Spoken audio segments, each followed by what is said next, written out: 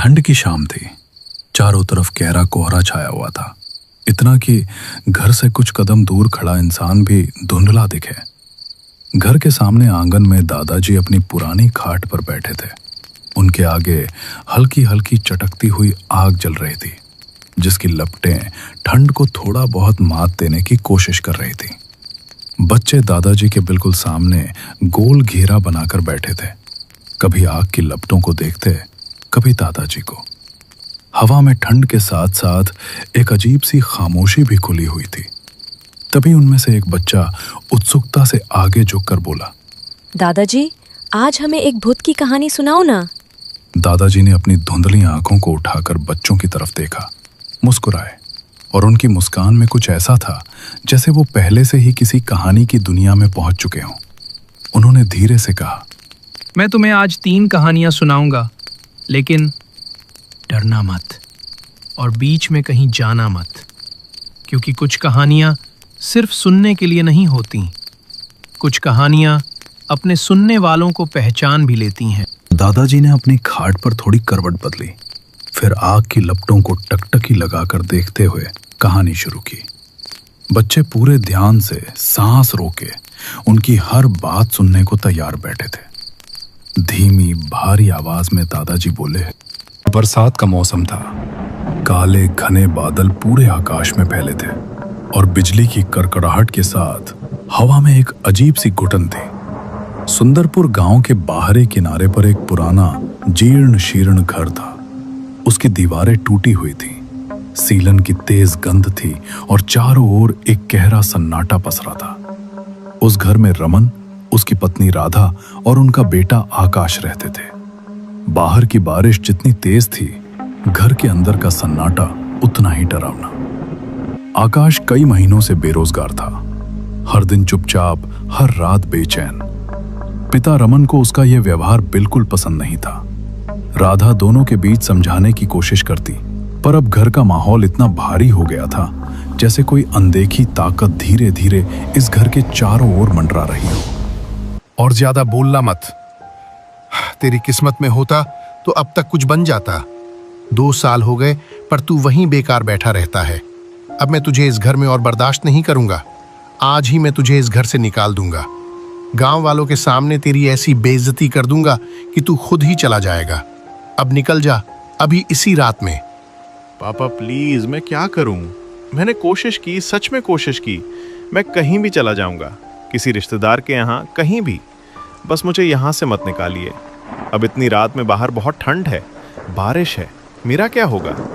माँ, मैं सच्चे दिल से कह रहा हूँ, मैं अपना जीवन सुधार लूंगा, बस एक मौका दीजिए। नहीं, आज और अभी निकल जा इस काली रात में, निकल। और अगर तू यहाँ रुका तो मैं तेरी जिंदगी और भी बिगाड़ दूंगा, समझा? ये आप क्या कह रहे हैं? मैंने आपको पिता माना है, मुझे ऐसे कैसे निकाल सकते हैं? पापा, मैं कोई मनहूस नहीं हूँ, मैं अपनी इज्जत बनाना चाहता हूँ। रमन जी प्लीज, इतना कठोर मत होइए। ये हमारा बेटा है, एक रात रुकने दीजिए। बारिश भी तेज है, रात भी काली है। कल सुबह तक सब कुछ ठीक से बैठकर बात कर लेंगे।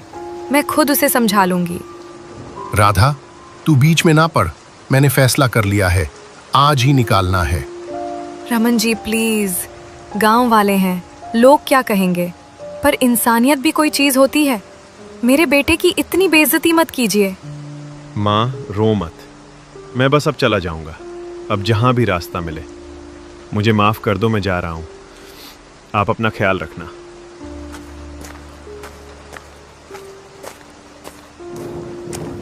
तेज बारिश अब लगातार बरस रही थी। आकाश काला था और बिजली की कड़कड़ाहट पूरे गांव में गूंज रही थी। रमन ने गुस्से में अपने बेटे आकाश को घर से बाहर निकाल दिया था। आकाश धीरे धीरे बरसात में चलता गया। उसके कपड़े भीग चुके थे, आंखें सूनी हो गई थी। हर कदम पर पानी के छपाके, ठंडी हवा और सन्नाटे की आवाजें उसके साथ थीं। रात इतनी गहरी थी कि दूर तक कुछ दिखता नहीं था।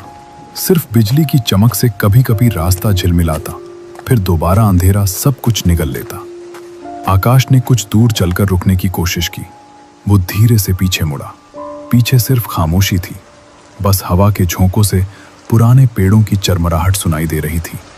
उसे लगा जैसे कोई उसकी परछाई के पीछे चल रहा हो, पर वहां कोई नहीं था, सिर्फ हवा, धुंध और डर।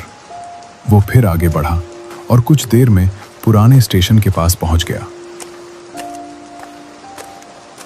वहां बस टिमटिमाती बल्ब की रोशनी, बारिश की बूंदें और खाली बेंचें उसकी थकी निगाहों में घुलने लगी। पिताजी ने मेरे साथ ठीक नहीं किया। इस तूफानी रात में मुझे घर से निकाल दिया। क्या मेरी गलती बस इतनी थी कि मैं काम नहीं ढूंढ पाया?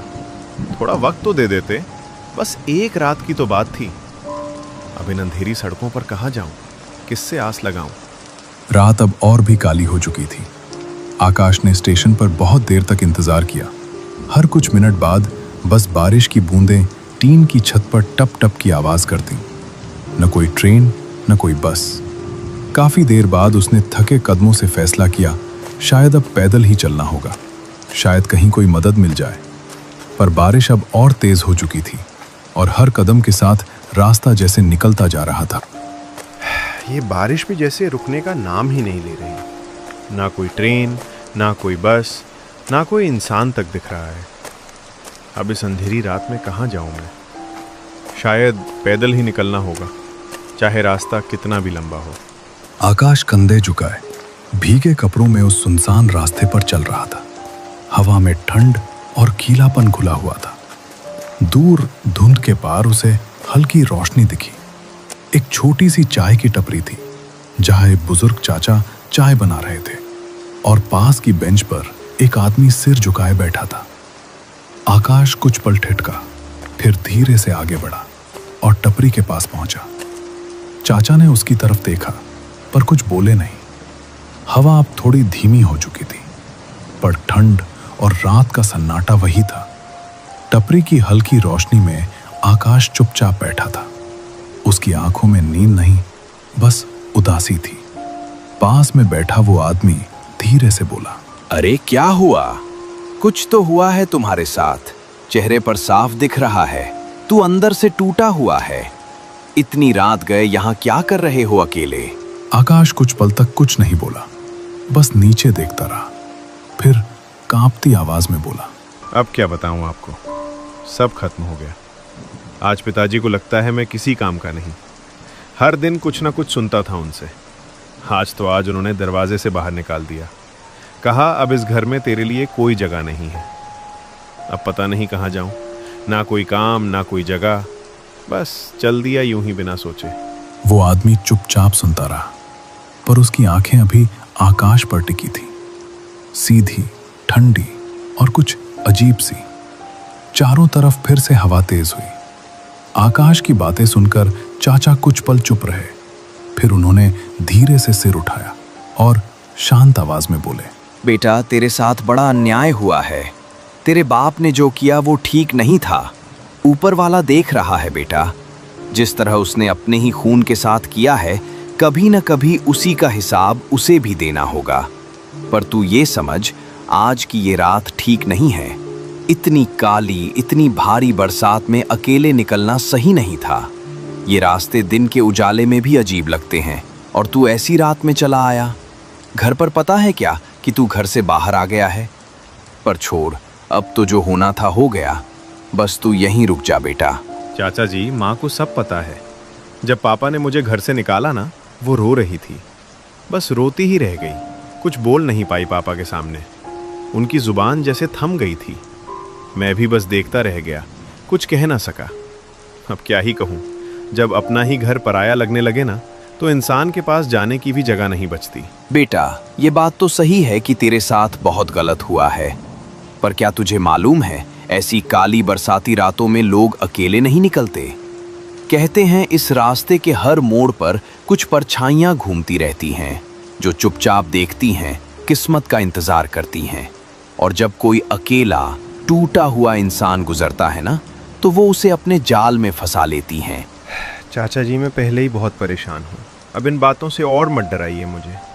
बस थोड़ा सुकून चाहिए, थोड़ा रास्ता। शायद कहीं ठिकाना मिल जाए या सुबह हो जाए।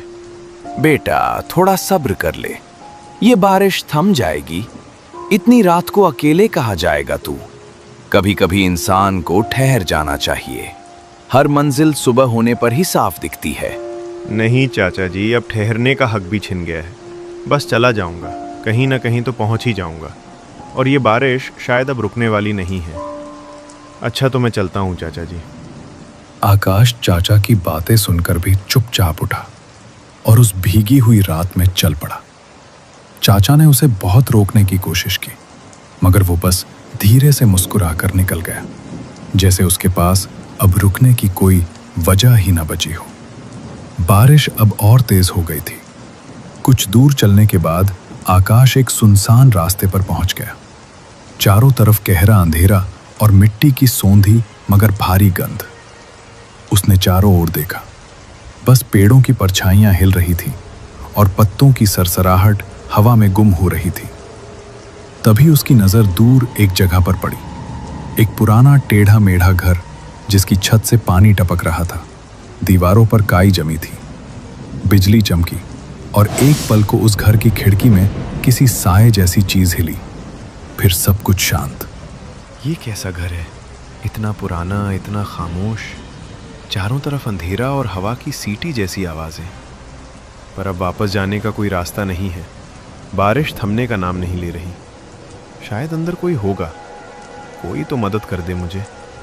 कोशिश करनी ही होगी, वरना ये रात मुझे निगल जाएगी। वो बस कुछ ही दूर पहुंचा था कि अचानक पीछे से एक अजीब सी औरत जैसी आवाज सुनाई दी।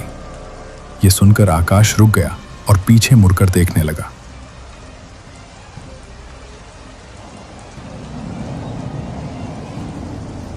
और आप अपने परिवार के साथ रहते हो? आकाश की ये बात सुनकर वो औरत कुछ नहीं बोली, बस आकाश की आंखों में घूरती रही। जी, आपने मेरे सवाल का जवाब नहीं दिया। क्या ये घर आपका है? मैं सच में बहुत मजबूर हूँ। मेरे अपने पिता ने मुझे घर से निकाल दिया है। अब इस तूफानी रात में जाने की कोई जगह नहीं है मेरे पास। बस आज की रात इतनी सी जगह दे दीजिए रुकने के लिए। सुबह होते ही मैं चुपचाप चला जाऊँगा। तुम्हारे साथ बहुत बुरा हुआ है, मैं समझ सकती हूँ। ऐसी रात में किसी को भी बाहर नहीं रहना चाहिए। ठीक है, अगर चाहो तो आज की रात यहीं रुक जाओ। बारिश अभी नहीं थमेगी और बाहर जो है वो इंसानों के लिए नहीं है। वो औरत ने आकाश को अंदर आने की इजाजत दे दी थी और आकाश को अब थोड़ा सुकून मिला कि कम से कम आज की रात सिर पर छत तो होगी। बाहर बारिश अभी लगातार गिर रही थी। वो औरत आगे आगे जा रही थी। पीछे पीछे उसके कदमों की आहट सुनते हुए आकाश अंदर दाखिल हुआ।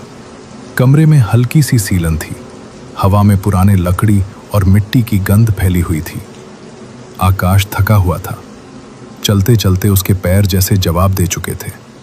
वो जाकर एक कोने में रखी पुरानी चारपाई पर बैठ गया और गहरी सांस ली। लेकिन कुछ तो अजीब था। उसका मन बेचैन था। उसने चारों तरफ नजर दौड़ाई। इतना बड़ा घर पर उसमें बस वही औरत थी। कोई आवाज नहीं, कोई परछाई नहीं। उसके मन में सवाल उठा, क्या ये औरत वाकई यहाँ अकेली रहती है? उसी पल वो औरत वापस आई, हाथ में एक चाय का कप लेकर, और बिना कुछ कहे उसे आकाश के सामने रख दिया। लो, ये चाय पी लो। बाहर की ठंड अब अंदर तक उतर चुकी है ना? ये बरसात कभी नहीं रुकती। ऐसे मौसम में इंसान के हाथ पांव सुन्न पड़ जाते हैं। बस थोड़ा सा पी लो, गर्माहट मिल जाएगी और थकान भी उतर जाएगी। चाय पीकर आकाश को उसका स्वाद कुछ अजीब लगा, जैसे उसमें कोई अनजाना कड़वापन घुला हो। लेकिन उसने कुछ नहीं कहा, क्योंकि वो औरत उसके सामने ही खड़ी थी। आंखें बिना पलक झपकाए बस उसे देख रही थी। और आकाश ने माहौल को हल्का करने के लिए धीरे से बात बदलने की कोशिश की। आपने बाहर कुछ देर अपने बेटे के बारे में पूछा था ना?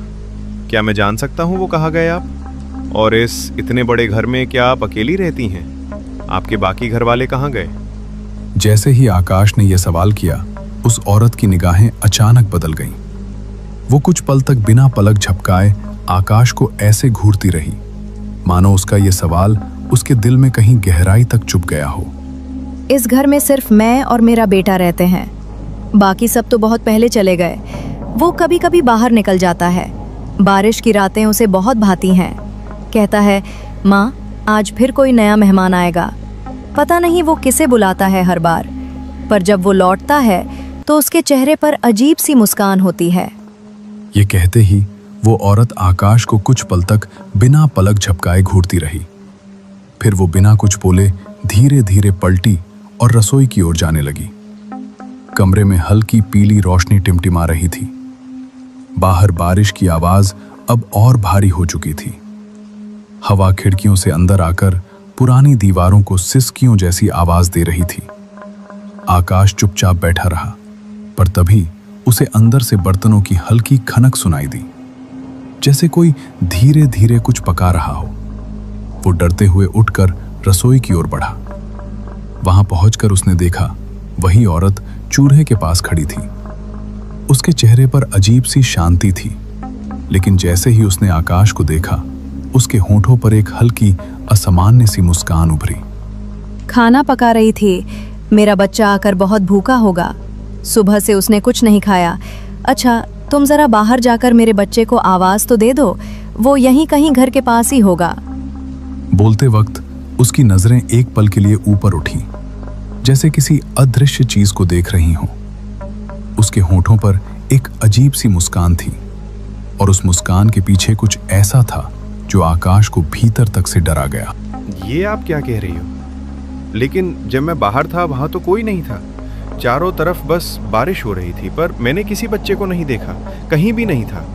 शायद तुमने ध्यान से देखा नहीं होगा। मेरा बेटा यहीं घर के पीछे ही खेल रहा होगा। तुम जाकर उसे आवाज दो, कहना कि खाना तैयार है, अब जल्दी घर आ जाए। आकाश उस औरत से कुछ कहने ही वाला था कि तभी वो औरत अचानक गुस्से में उसकी तरफ मुड़ी। उसकी आंखों में एक अजीब सी चमक थी। अब ज्यादा सोचो मत, जाओ। सुन रहे हो ना, मेरे बच्चे को बुला कर लाओ। वो बाहर है, बहुत देर से भूखा है, खाना ठंडा हो रहा है। जल्दी करो, वरना वो खुद ही आ जाएगा। उसकी आवाज इस बार पहले से भी ज्यादा भारी और खौफ देने वाली थी, जैसे किसी गहरी भीतर से आ रही हो। आकाश के चेहरे का रंग उड़ गया। उसने एक पल भी वहां रुकना ठीक नहीं समझा और तेजी से बाहर निकल गया। बाहर का माहौल अब अजीब तरह की खामोशी और डर से भरा था।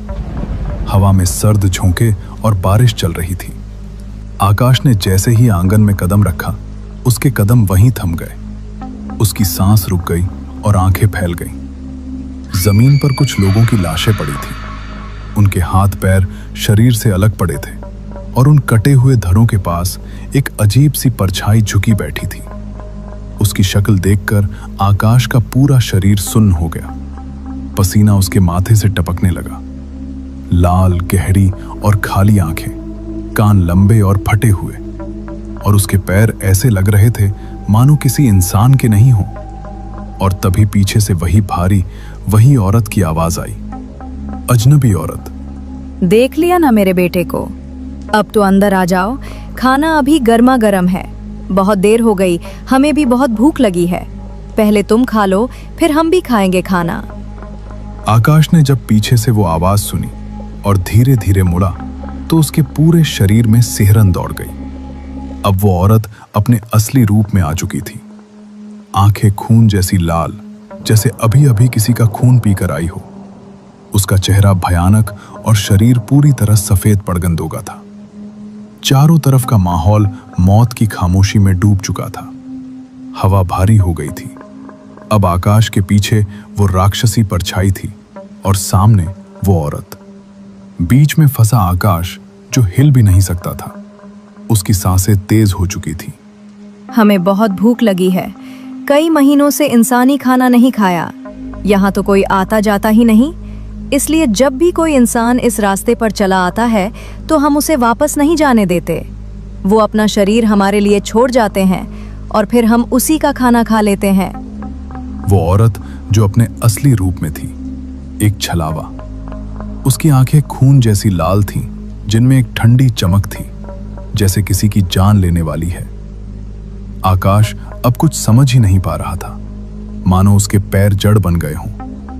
एक तरफ से वो अजीब राक्षस और दूसरी तरफ से वो छलावा, दोनों धीरे धीरे आकाश की ओर बढ़ने लगे। उनके कदमों की आवाज मानो मौत की दस्तक दे रही हो। हर कदम एक ठहराव, एक सिहरन।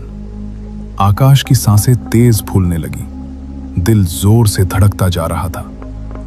जब दोनों बिल्कुल पास आ गए थे, आकाश के अंदर से एक जोर से भयानक चीख निकली।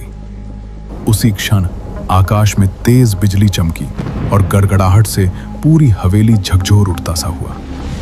फिर अचानक कुछ पल में सब कुछ खामोश हो गया। अब उन कटे हुए लाशों के बीच एक और शरीर पड़ा था, आकाश का शरीर। उस सुनसान भयावह रात में एक और बेबस जान मौत के छलावे के पकड़ में आ चुका था। दादाजी ने पहली कहानी खत्म करते ही अपनी ऊंची नीची सांसों को थोड़ा संभाला। आग की लपटें अब और भी शांत हो चुकी थी, जैसे खुद भी दूसरी कहानी का इंतजार कर रही हूं। दादाजी ने बच्चों की तरफ देखा और हल्की मुस्कान के साथ पूछा, तो दूसरी कहानी सुनोगे? बच्चों की आंखें अब भी डर और उत्सुकता से चमक रही थी, लेकिन उनके चेहरे पर एक अजीब सी बेचैनी भी थी। फिर भी सबने एक साथ सर हिलाते हुए कहा, हाँ हाँ हाँ दादाजी, सुनाओ। ठीक है, लेकिन याद रखना, दूसरी कहानी पहली से ज्यादा अजीब है और ये कहानी सच में इस गांव में घटी थी। रघु कई सालों पहले गांव छोड़कर बाहर काम करने गया था। शहर में नौकरी मिल गई थी और फिर काम धंधे में उलझकर वो कभी गांव लौट नहीं पाया। लेकिन अब बहुत समय बाद, जब ठंड अपने चरम पर थी, रघु आखिरकार अपने गांव वापस लौटा। जैसे ही वो अपने कच्चे घर में दाखिल हुआ, दादी चूल्हे के पास बैठी ऊनी शॉल में लिपटी आग सेक रही थी। रघु को देखते ही उनकी आंखें नम हो गई। दोनों चुपचाप कुछ देर तक आग की गर्माहट लेते रहे। बाहर इतनी कड़ाके की ठंड थी कि हाथ पैर सुन्न होने लगे थे। ठंडी हवा दीवारों की दरारों से सीटी बजाती हुई अंदर घुस रही थी। थोड़ी देर बाद रघु ने दादी से पूछा, दादी, गांव में ये क्या हो गया है? शाम होते ही कोई बाहर नहीं निकलता। सारे घरों के दरवाजे बंद क्यों रखे जाते हैं? दादी ने गहरी डरी हुई नजर से उसकी तरफ देखा। बेटा, तुम जब शहर चले गए थे ना, उसी के बाद से इस गांव में सब बदल गया। अंधेरा उतरते ही कोई बाहर कदम भी नहीं रखता। क्यों? हुआ क्या है? दादी जवाब देती उससे पहले ही अचानक बाहर की तरफ से एक दर्द भरी चीख सुनाई दी। बचाओ! रघु उछलकर खड़ा हो गया। दिल जोर जोर से धड़कने लगा। दादी, ये कौन चिल्ला रहा है? इस समय कोई बाहर क्या कर रहा होगा? दादी के हाथ कांपने लगे। उन्होंने आग से नजर हटाकर धीमे स्वर में कहा, वो चीख इंसान की नहीं होती बेटा। गांव के बाहरी हिस्से में जो पुराना घर है, वहां कुछ आ बसा है। दादी ने रघु का हाथ कसकर पकड़ लिया। उनकी आवाज कांप रही थी, लेकिन शब्द साफ साफ थे। देखो बेटा, मैं तुम्हें साफ बता रही हूँ, रात में बाहर मत निकलना, वरना पछताओगे। रघु दादी की आंखों में देख रहा था। वो डर वहां सिर्फ पुराने किस्सों का नहीं था, बल्कि ऐसा लगता था जैसे उन्होंने कुछ देखा हो, कुछ ऐसा जो इंसान को भीतर तक हिला दे। रघु ने धीरे से पूछा, दादी, इतना डर क्यों? वहां आखिर है क्या? दादी ने आज की तरफ देखते हुए लंबी सांस ली। बेटा, एक शाम की बात है, जब तुम्हारे दादा, मुखिया और एक गांव वाला चौपाल पर बैठे थे। तभी पगडंडी की तरफ से किसी के आते हुए कदमों की आवाज सुनाई दी। धीरे धीरे वो आवाज पास आने लगी। तुम्हारे दादा और बाकी दोनों हैरान थे। इस वक्त कौन बाहर हो सकता है? वो करीब 18 से 19 साल की लग रही थी।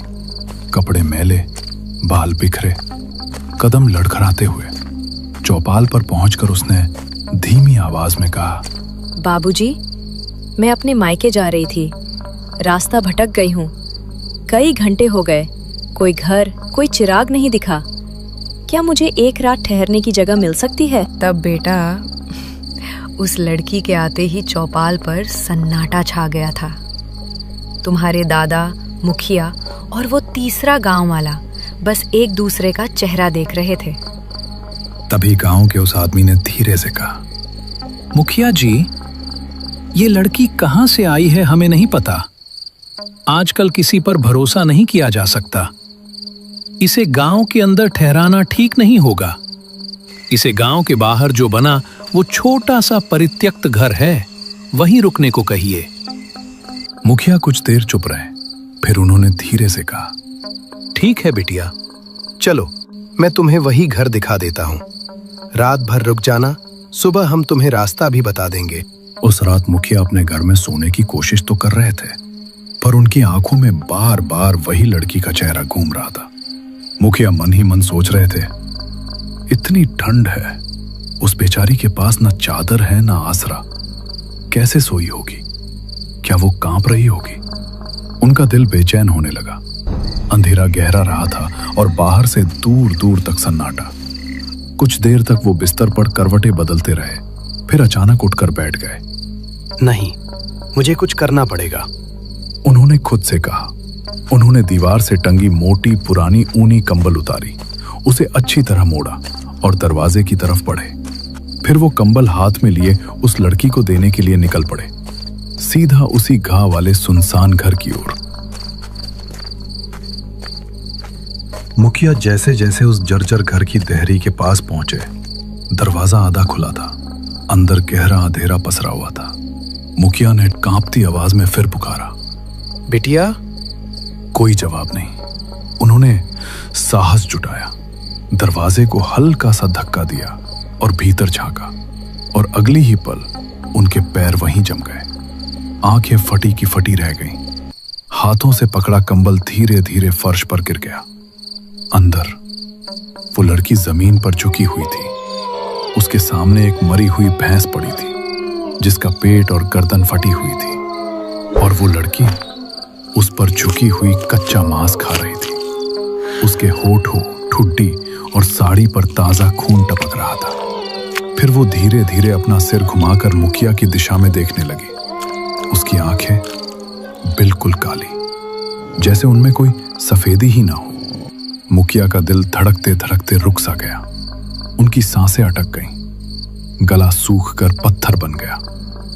लड़की ने खून भरे मुंह से थोड़ी मुस्कान दी, और उसके दांतों के बीच कच्चे गोश्त का टुकड़ा अभी भी अटका हुआ था। मुखिया लड़खड़ाते हुए पीछे हटे। वो हांफते कांपते, सांस टूटी हुई सी लेकर अधेरे रास्ते से गांव की तरफ भागे। सुबह होते ही मुखिया का दिल अभी भी पिछली रात की घटना से कांप रहा था। जैसे तैसे उन्होंने खुद को संभाला और गांव के संदेशवाहक को भेजा, सबको चौपाल पर बुलाओ अभी। कुछ ही मिनटों में गांव वाले चौपाल पर जमा होने लगे। ठंडी सुबह की धुंध इतनी गहरी थी कि हर इंसान का चेहरा आधा ही दिख रहा था। मुखिया ने धीरे धीरे खड़े होकर लोगों की तरफ देखा। उनकी आवाज भारी थी और डर उनमें साफ झलक रहा था। उन्होंने कहा, जो मैं बताने जा रहा हूं वो सुनकर कोई घबराएगा नहीं, पर सच्चाई जानना जरूरी है।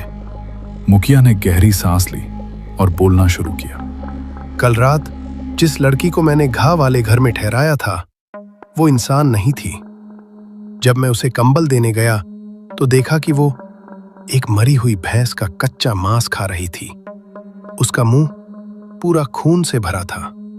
चौपाल पर एकदम मौत जैसा सन्नाटा छा गया। किसी की आंखों में भय का साया उतर आया। एक बूढ़ा गांव वाला कांपते हुए बोला, अब हम क्या करेंगे? हाँ, अब सब साफ है। ये कोई साधारण लड़की नहीं, कुछ और ही है। अब से सभी लोग ध्यान से सुनो।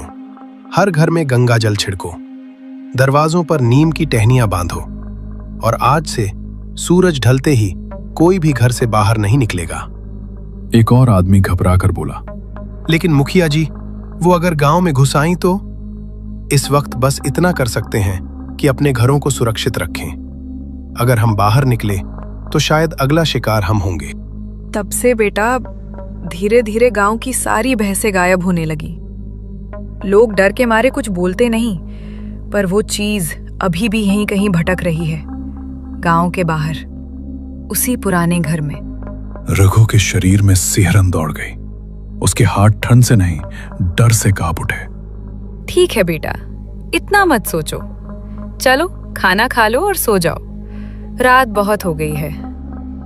करीब 1 या 2 बजे अचानक बाहर से एक बहुत धीमी कांपती हुई आवाज आई, बेटा बचाओ।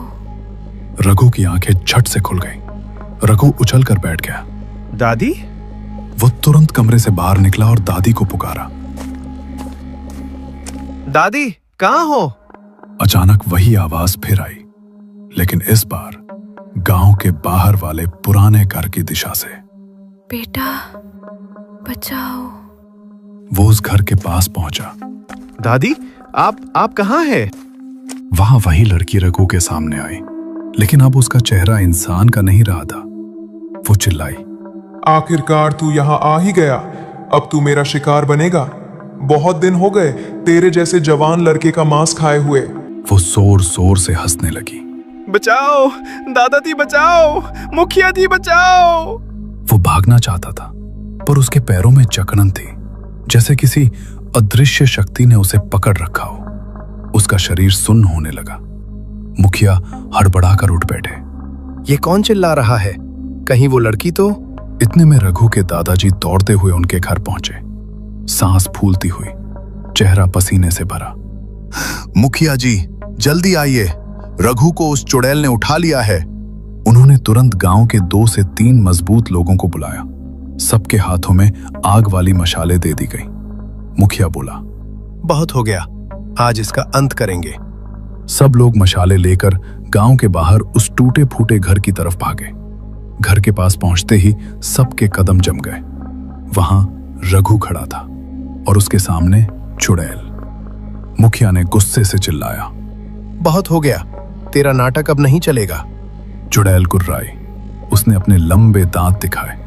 कोई नहीं बच सकता। मुखिया ने अपनी पूरी ताकत से मंत्र पढ़ने शुरू किए। भूत पिशाच निकट ना आवे, हनुमान का नाम सुनावे। चुड़ैल दर्द से चिल्लाई, बंद करो।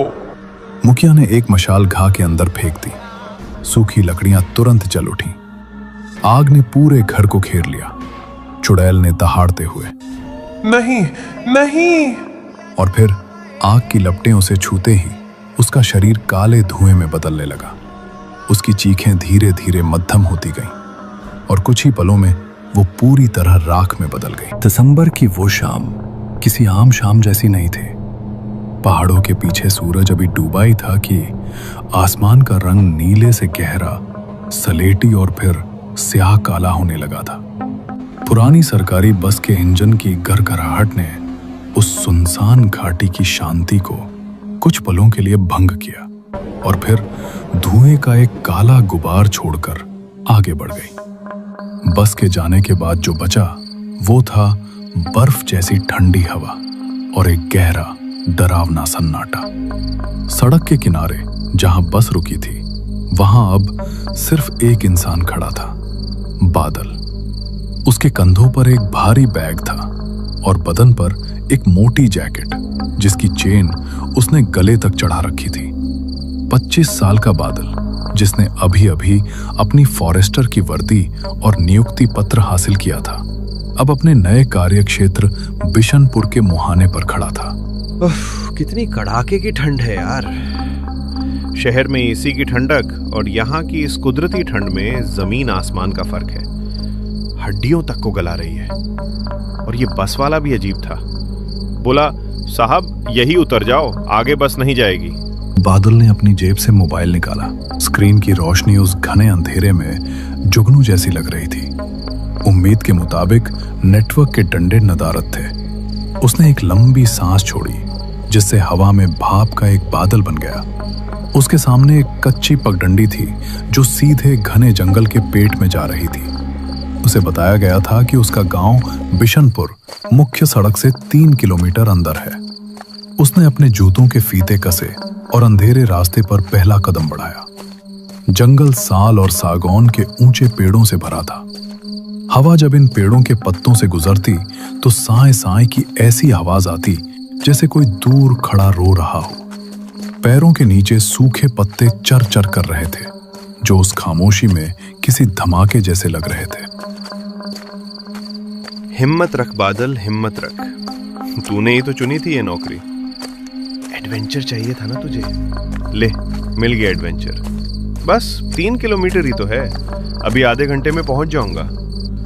लेकिन ये अंधेरा कुछ ज्यादा ही गहरा नहीं है। टॉर्च की रोशनी भी 10 कदम से आगे नहीं जा रही। ऐसा लग रहा है जैसे अंधेरा मुझे निगलने के लिए तैयार बैठा है। चलते चलते करीब 40 मिनट बीत चुके थे। रास्ता पथरीला और ऊबड़ खाबड़ था। कई बार बादल का पैर फिसला, लेकिन वो संभल गया। तभी उसे हवा में एक अलग गंध महसूस हुई, गीली मिट्टी और जलती हुई लकड़ी की गंध। उसने अपनी टॉर्च सामने घुमाई। दूर, बहुत दूर उसे कुछ टिमटिमाती हुई रोशनियां दिखाई दी।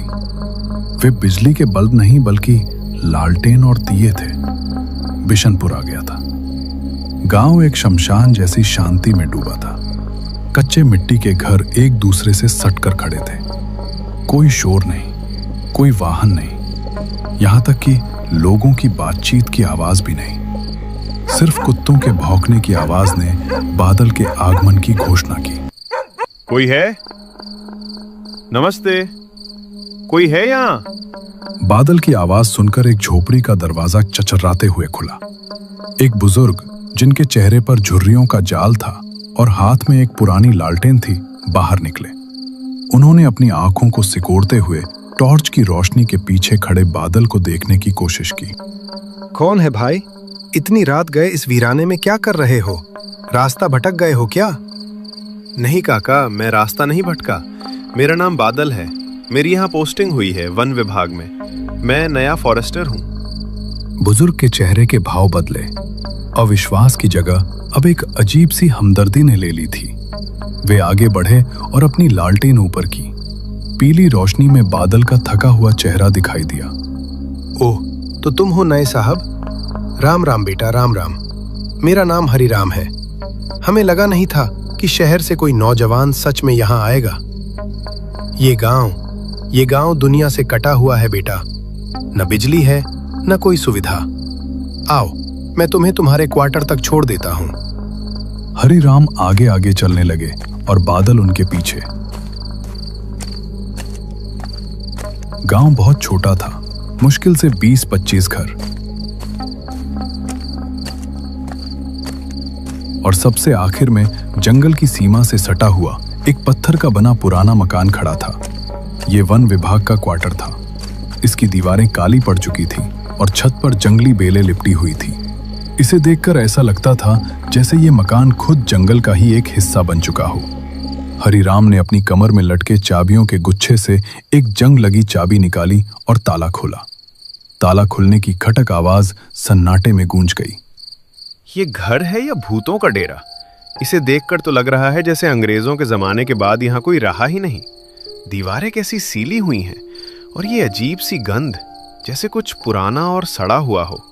क्या मैं सच में यहाँ रह पाऊंगा? लो साहब, ये रहा तुम्हारा ठिकाना। अंदर सफाई मैंने करवा दी थी, लेकिन धूल तो यहाँ हवा के साथ आती है। मटके में पानी है, लालटेन जला लेना। और हाँ साहब, एक बात बहुत ध्यान से सुनना। हरिराम की आवाज अचानक भारी और गंभीर हो गई। उन्होंने लालटेन नीचे रखी और बादल की आंखों में सीधे देखा। हवा के झोंके से लालटेन की लौ फड़फड़ाई, जिससे उनके चेहरे की परछाइयां डरावनी लगने लगी। रात को दरवाजा अंदर से कुंडी लगाकर बंद रखना, खिड़कियां मत खोलना। और अगर जंगल की तरफ से कोई आवाज आए, कोई रोने की आवाज या तुम्हारा नाम पुकारे, तो भूल कर भी बाहर मत जाना। ये जंगल दिन में जितना शांत है, रात में उतना ही अलग है। काका, आप भी क्या डरा रहे हैं? जानवर ही तो होंगे। हम वन विभाग वाले हैं, जानवरों से क्या डरना? जानवर होते तो मैं डंडा लेकर सोने को कहता साहब, पर यहां बात कुछ और है। खैर, तुम थके होगे, आराम करो, सुबह मिलते हैं। हरिराम मुड़े और अंधेरे में ओझल हो गए। बादल अब उस पुराने, ठंडे और अनजान घर में बिल्कुल अकेला था। उसने अंदर जाकर अपना बैग पटका, माचिस जलाकर कमरे में रखी एक मोमबत्ती जलाई। हल्की पीली रोशनी ने कमरे के कोनों में छिपे अंधेरे को और भी गहरा कर दिया। बादल ने खिड़की के पास जाकर बाहर देखा। बाहर कुछ नहीं दिख रहा था सिवाय घोर अंधकार के। ऐसा लग रहा था मानो पूरी दुनिया खत्म हो चुकी हो और सिर्फ ये कमरा बचा हो। ठंड बढ़ गई थी। उसने कमरे के कोने में बनी पुरानी अंगीठी में कुछ लकड़ियां डाली और आग जलाई। बेकार ही काका की बातों पर ध्यान दे रहा हूँ। गांव के लोग हैं, वही पुरानी कहानियां और वहम। कोई नाम पुकारे तो बाहर मत जाना। भला जंगल में कौन मेरा नाम जानेगा। बस मुझे इस सन्नाटे की आदत डालनी होगी। कल सुबह उठकर सब ठीक कर लूंगा। बादल अंगीठी के पास बैठकर अपने हाथ तापने लगा। आग की लपटों ने उसे थोड़ी राहत दी। उसकी आंखों में नींद का भारीपन आने लगा था। तभी जंगल की तरफ से एक आवाज आई। हवा की सरसराहट के बीच बहुत धीमी लेकिन स्पष्ट आवाज, जैसे कोई सूखी पत्तियों पर भारी कदमों से चल रहा हो और धीरे धीरे क्वार्टर की तरफ बढ़ रहा हो। बादल की नींद एक झटके में उड़ गई। वो सीधा होकर बैठ गया। उसने अपनी सांसें रोक लीं ताकि बाहर की आवाज सुन सके। आवाज अब और करीब आ गई थी और फिर कदमों की आवाज रुक गई, ठीक दरवाजे के बाहर। अब सन्नाटा इतना गहरा था कि बादल को अपनी ही धड़कनें कानों में सुनाई दे रही थी। उसने दरवाजे की कुंडी की तरफ देखा। क्या उसने उसे ठीक से बंद किया था? तभी दरवाजे पर एक बहुत ही हल्की दस्तक हुई। बादल का खून जम गया। हरिराम की चेतावनी उसके दिमाग में गूंजने लगी। इस सुनसान जंगल में इतनी रात गए उसके दरवाजे पर कौन हो सकता था? बाहर जंगल का सन्नाटा अब जानलेवा लग रहा था। अंगीठी में जल रही लकड़ी के चटकने की आवाज भी अब किसी धमाके जैसी महसूस हो रही थी। बादल का शरीर अकड़ गया था। उसकी नजरें उस पुराने दीमक लगे लकड़ी के दरवाजे पर गड़ी थी। दरवाजे के नीचे से आती ठंडी हवा उसके नंगे पैरों को छू रही थी, लेकिन उसे ठंड का एहसास नहीं हो रहा था। उसे सिर्फ डर लग रहा था। शांत रह बादल, शांत। शायद हवा होगी या कोई पेड़ की टहनी टकराई होगी, लेकिन टहनी खटखटाती नहीं है। और हरिराम काका ने क्या कहा था? दरवाजा मत खोलना। लेकिन अगर कोई मुसीबत में हो तो? अगर खुद हरिराम काका वापस आए हो तो? बादल ने अपनी सूखी हुई जीभ को होठों पर फेरा। उसने हिम्मत जुटाकर लड़खड़ाती हुई आवाज में पूछा, कौन है? कौन है वहां? जवाब में पहले कुछ पल खामोशी रही। इतनी गहरी खामोशी कि बादल को लगा शायद उसका वहम था। वो राहत की सांस लेने ही वाला था कि तभी दरवाजे के बिल्कुल करीब से एकदम सटकर एक आवाज आई। आवाज दबी हुई थी, जैसे कोई होठों को दरवाजे की दरार से सटाकर बोल रहा हो। साहब, मैं हूं हरिराम। बादल के कंधों से बोझ उतर गया। एक पल के लिए डर झुंझलाहट में बदल गया। धत तेरे की, मैं भी ना बेकार में डर रहा था। काका ही हैं, शायद कुछ भूल गए होंगे। उफ, मेरी जान ही निकाल दी थी। उसका हाथ लोहे की भारी कुंडी पर गया। वो उसे खोलने ही वाला था कि अचानक उसका हाथ हवा में रुक गया। एक अजीब सा विचार, एक ठंडी सिहरन उसके दिमाग में कौंधी। अभी हरिराम काका को गए हुए मुश्किल से 10 मिनट हुए थे। जब वे गए थे तो उनके हाथ में लालटेन थी और पैरों में भारी जूते थे जो पत्थरों पर खट खट बज रहे थे। लेकिन इस बार बाहर आने वाले के कदमों की कोई आवाज नहीं आई थी। वो इतनी खामोशी से दरवाजे तक कैसे पहुंच गया? काका, इतनी रात गए, सब ठीक तो है? हाँ साहब, वो मेरी लालटेन बुझ गई। माचिस चाहिए थी। बहुत अंधेरा है साहब, दरवाजा खोलो। बादल की भवें तन गई। आवाज हरिराम काका की ही लग रही थी, लेकिन उसमें कुछ अलग था। हरिराम की आवाज में बुढ़ापे की खड़खड़ाहट और कंपन था, लेकिन ये आवाज एकदम सपाट थी। इसमें भावनाओं की कमी थी, जैसे कोई तोता किसी की नकल उतार रहा है। और सबसे बड़ी बात, जब हरिराम उसे छोड़कर गए थे तो उन्होंने कहा था कि अंधेरा हो जाए तो मैं भी घर से नहीं निकलता। फिर वो लालटेन बुझने पर वापस क्यों आएंगे? वो तो गांव के पास ही थे, वापस अपने घर चले जाते। बादल ने कुंडी से हाथ हटा लिया। वो पीछे हटा। काका, माचिस तो नहीं है मेरे पास, आप सुबह ले लेना। झूठ मत बोलो बादल, मैंने देखा था, तुमने मोमबत्ती जलाई थी। तुम्हारे पास माचिस है। दरवाजा खोलो, ठंड लग रही है। बादल का खून जम गया। बाहर खड़े शख्स ने उसे साहब नहीं कहा, उसने उसका नाम लिया, बादल। हरिराम ने उसे पूरे समय साहब कहा था और ये चीज जानती थी कि उसने मोमबत्ती जलाई है। इसका मतलब वो खिड़की से देख रहा था। बादल की नजर झटके से कमरे की छोटी खिड़की की तरफ गई। खिड़की पर कोई पर्दा नहीं था, बस काला अंधेरा था, लेकिन उसे महसूस हुआ कि उस अंधेरे में कोई उसे देख रहा था। तुम हरिराम नहीं हो, चले जाओ यहां से, मैं दरवाजा नहीं खोलूंगा। अचानक दरवाजा जोर से हिल गया, जैसे किसी ने बाहर से पूरी ताकत से धक्का मारा हो। पुराने कब्जे चरमरा उठे, धूल और मिट्टी छत से झड़कर नीचे गिरने लगी। बादल, बादल, खोल दे, जंगल बुला रहा है, खोल दे। बाहर सन्नाटा छा गया। यह सन्नाटा पहले से भी ज्यादा भारी था। फिर दरवाजे पर नाखून रगड़ने की आवाज आई, जैसे कोई जानवर दरवाजे की लकड़ी को धीरे धीरे